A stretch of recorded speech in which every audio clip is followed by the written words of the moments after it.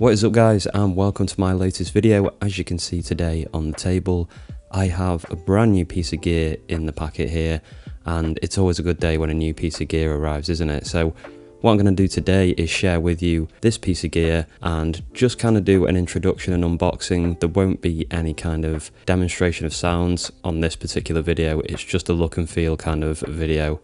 This is what I always do when I get a new piece of gear, and this is the first of two new pieces of gear which are arriving. I don't know when the second one's turning up, but it is very soon. So yeah, feeling very lucky this week. I've had a couple of good email exchanges and we've had some new gear sent over.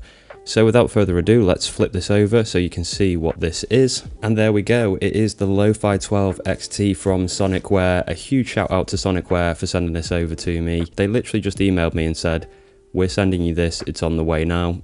Thank you very much guys, I really can't wait to get into this one. Now, I have had a LOFI-12 from Sonicware as well, and I didn't really get on too well with that device. I didn't really like the kind of feel of it, I didn't like the workflow. So it's kind of like a take two with Sonicware stuff with this device. So I'm hoping for better things, and I'm definitely going to invest a little bit more time in getting to know this one as well.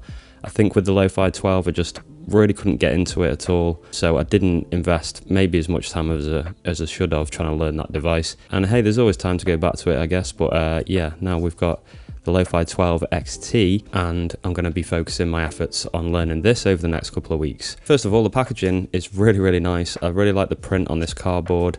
It turns everything into lo-fi. Lo-fi Groovebox sampler, LOFI-12 XT, Sonicware up there as well. There's a few little things on the side as well, but they're just branding, not really worth showing you guys. So I'll just get this open.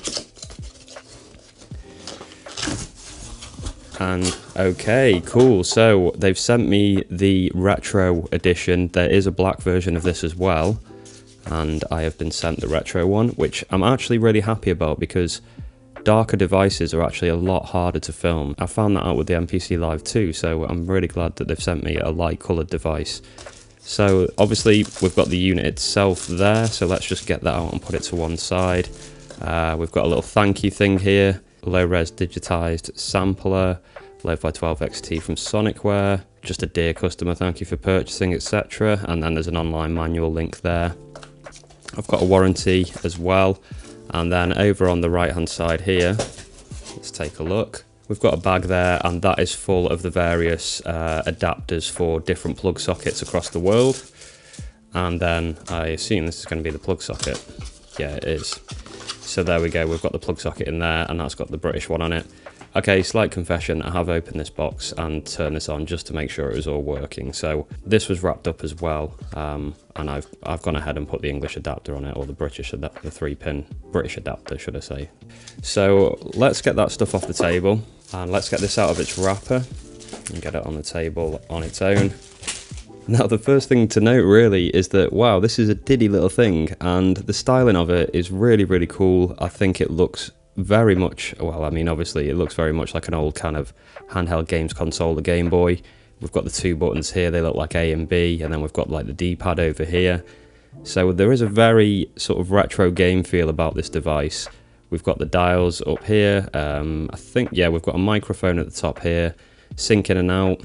The buttons here feel, they're squidgy, so they don't click in any sort of way. They're just kind of like squidgy. They feel a little bit firmer around the circumference and not quite as firm in the center, if that makes sense. So overall, quite a nice feel to those.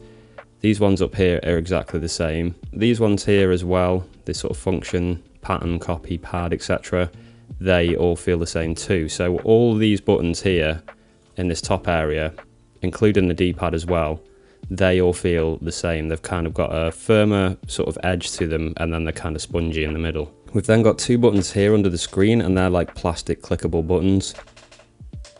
Bit of ASMR for you there. That's the same as these two down here as well. They sound really nice, don't they? And then we've got all the pads down here. Now these have got a firmer feel to them than the buttons above. So you can see here we can get to different tracks by the looks of it.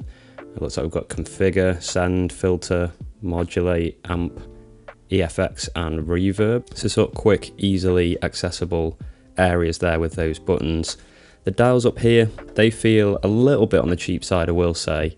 So some of them are kind of smooth, like this microphone level one is smooth. And then these ones down here, these kind of click. So that's quite interesting. Again, over here, we've got this sort of smooth encoder feel. But yeah, all these here are kind of like on like gears, if that makes sense. I don't know, it kind of clicks as you're turning it around. I believe this one actually has an LED inside it as well. That's why it's clear. So I'm sure there's various things that does when you're using the device. Looks like we've got a built-in speaker again, which is cool. And yeah, overall, what I will say about it is it's a lot smaller than I was expecting, but that's not a bad thing to me. I really like kind of little diddy devices like this. The weight of it actually feels really nice. It's got a really sort of premium weight to it. So it feels like there's batteries in it, but there isn't at the moment. It has got a battery pack on the back. We'll get to that in a minute. But yeah, overall, smaller than I thought, heavier than I thought, but in a good way. It's got a nice feel to it. And just for reference, here is the SP404 Mark II. And wow, what a difference. I'd say it's almost nearly half the size of it, really. Maybe 2/3 the size. So there's a big difference between the size of the SP and this. Now, I don't know what features this has yet, but that's just interesting to see a comparison. And yeah, like I say, I'm really surprised at how small this is. Okay, so I'll do a tour around the rest of the device. If there's any visuals here that don't come out very well, I'll dub some others over the top. So yeah, we've got the screen, the dials and everything, the buttons, obviously we've kind of been through that. We've got the speaker, we've got a microphone built in as well, which we lost on the SP404 Mark II, so that's quite nice to have. On the bottom here, we have the headphones, which is just right in the middle. It is only the smaller jack, which to me is a little bit disappointing because it makes swapping between devices a bit annoying sometimes. But I've done a bit of reading into these and the bigger jacks, and apparently there's literally an unnoticeable amount of difference in the sound quality between the two. So there's nothing to worry about from that perspective. It's just a bit annoying when you're swapping between devices and they have different headphone sizes. But yeah, not the end of the world.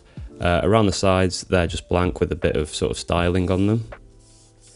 Nice sort of grey colour. Takes me back to sort of my MPC 2000 XL as well with the colours. Now, I don't know if everyone gets this with their device, but mine has come with a 32 gig SD card as well. So that is super handy, because otherwise I would have had to been looking around trying to find one. And wow, this is something I hadn't noticed when I first looked. There is a USB port here. Now, I'm not sure what you can do with that yet. But that's interesting to know that there is USB connectivity of some kind. Whether that's just for charging, I don't know. We'll find out in good time. Now, on the back here, this is quite interesting. We've kind of got a tripod mount here. So we could probably mount this on something to make it at a nice angle to play. I think that's quite cool. I've never really seen that on a device before, but I guess it makes it mountable, which is really fun. Imagine if you had it kind of just hovering around near your computer and you could just jump on it or like move it around on an arm. That would be super, super cool. And obviously here as well, we've got the battery compartment. So it takes 6 AA batteries, and I'm not sure about any of the stats of how long this lasts on batteries or anything like that at the moment, guys. This really is my first look at this device. So all of that information I'll be sharing in good time. Lastly, around the back, we have the power button. We've got the DC 12 volts there, the input, which obviously that came with it. We've got left in and out, which are jacks, which is nice, the bigger jacks. And then we've got in with the bigger jacks as well. Looks like we've got a left mono and then left and right. That's sort of saying that's mono with the guitar input, I think. And then we've got MIDI in and out with the kind of older style MIDI inputs now. So yeah, overall, really first impressions, I would say I really like the styling of it. I think it looks great. It looks like a little games console, which is fantastic. The overall feel of the buttons feels good from my first feel here. These little encoders at the top do feel a little bit on the cheap side, but this isn't really an expensive luxury device, you know. It's not something that's the sort of price point of the analog heat or something like that. It's much lower end, so you kind of expect that kind of quality. The pads down here feel really good. I think they're going to be nice to play. They're a little on the small side. My fingers are quite skinny, I think, so this kind of size works okay for me. But if you are someone that's got slightly bigger fingers, you may find some of these buttons and some of these dials a little bit fiddly to navigate around. The weight of it is really nice. Like I said, it's got a really sort of premium weight to it, which is good. And yeah, overall, I'm really looking forward to giving Sonicware a second chance, basically, because I just couldn't get on with the LOFI-12 very well. This looks like it's more intuitive. I know that sounds weird, but to me, it just looks like it makes more sense straight away. So that's already making me feel a little bit more comfortable about getting to know this. But yeah, I'll be spending a lot of time over the next couple of weeks researching and figuring out how to use this thing, and hopefully sharing with you guys the ins and outs of what it can do. Leave a comment below if you're hyped for me getting this device, the LOFI-12 XT from Sonicware. Have you been thinking about getting one of these devices? Are you thinking about getting one now that you've seen it? All your thoughts and comments, let me know below, guys. I'd love to hear what you think about this new addition to the lineup. So thanks for watching. Shout out to all my members for supporting me every month. And as usual, guys, don't forget to check out all my links below to support what I do here. I'll be back with more content about this device and other samplers very, very soon.